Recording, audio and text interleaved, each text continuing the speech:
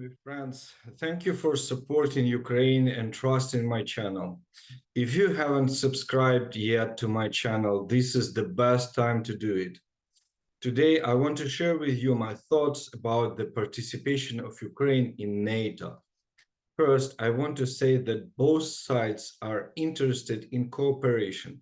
I mean that collaboration between NATO and Ukraine is not just support for Ukraine. NATO is interested in cooperation not less than Ukraine, and this is why.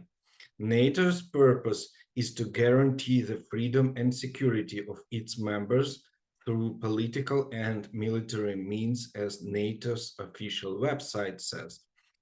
First, let's remind ourselves why and when NATO has been created. So the creation officially took place April 4th, 1949, Washington, D.C., United States. The original founders of NATO were Belgium, Canada, Denmark, France, Iceland, Italy, Luxembourg, Netherlands, Norway, Portugal, United Kingdom, and of course, the United States.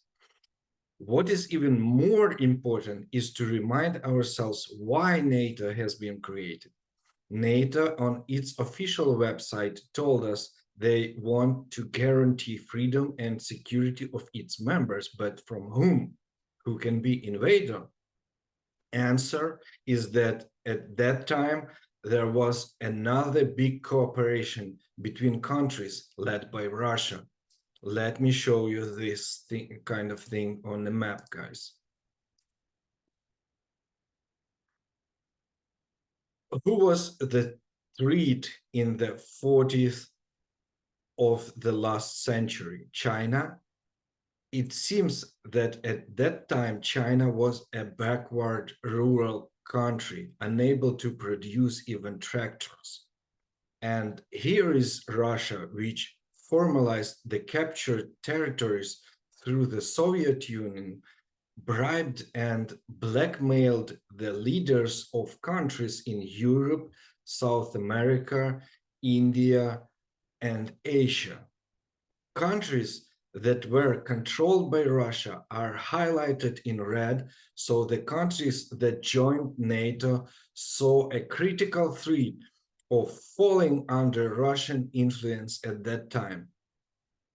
Can you see this red map, guys? It means that it was much bigger than cooperation between NATO countries. So the countries that joined NATO just tried to survive and united to survive without any tests for corruption or the condition of the forces inside of the joining countries. However, Ukraine was occupied officially till 1991 and unofficially till 2014, when expelled the president who was an agent of Russia. Immediately, Russia started the war, but it was weak war because Russia was not prepared for that. And what is more important, European Union country leaders of Germany, Angela Merkel, and France, Emmanuel Macron, promised Russia they'll help send back Ukraine to the Russian sphere of influence. Ukrainians disagree with that and didn't let the Ukrainian government go to the Russian influence formally, either informally. So approximately since 2017 or 2018, Russia started its preparations to the intensive war with Ukraine that started February 24, 2023. So NATO could protect Ukraine just by signing papers to receive Ukraine to its members, but didn't do so. And I think it is NATO's shame. Why? Because they told Ukraine it is not so good to be just a member of NATO. And now Ukraine protects NATO because NATO has been created to defend against Russia.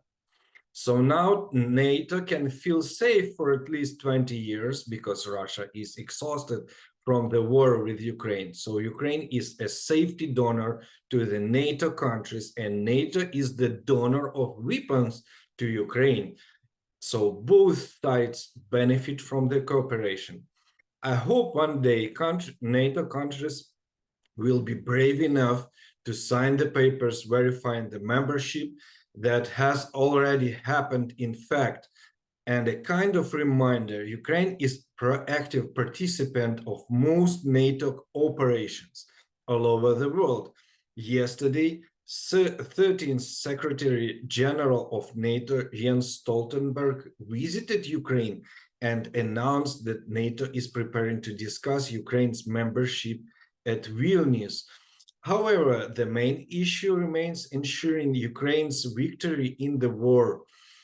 And Zelensky said Ukraine will be uncompromising on the war, on the way. And Zelensky said Ukraine will be uncompromising on the way to NATO.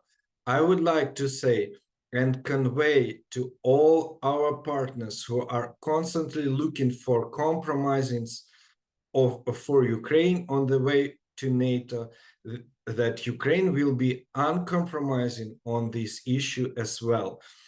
For you guys who are guessing who can be these partners that try to compromise, of course, first of all, it's France. And I'm grateful that Poland is with us on this path.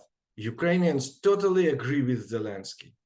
At the same time, although Russia is going through a stagnation period for its economy and military spheres, the country terrorist is still trying to scare the world.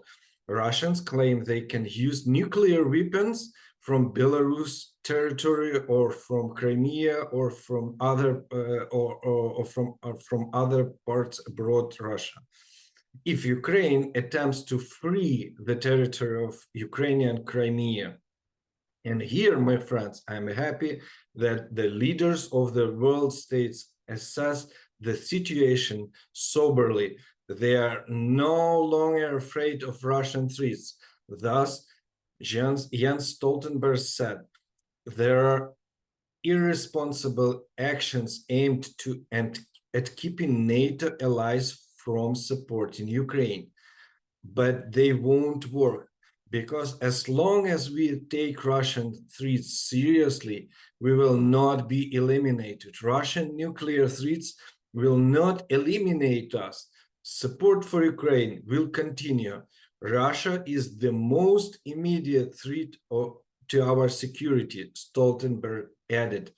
And from my side, guys, I can say that Russia must lose as soon as possible. And you can help with that. Wherever you are, ask your government in the comments below any local websites or videos to supply as much as possible weapons to Ukraine. If this war will be long, people will become so poor around the war. If Ukraine loses, so democratic unions will be weak, and it will be the beginning of the end for democracy itself. But if Ukraine wins, it will be a more stable and powerful world of free countries ready to protect itself from the new coming threats from China.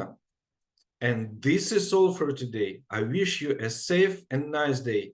You're more than welcome to ask me any questions and raise your thumbs up or down below the video.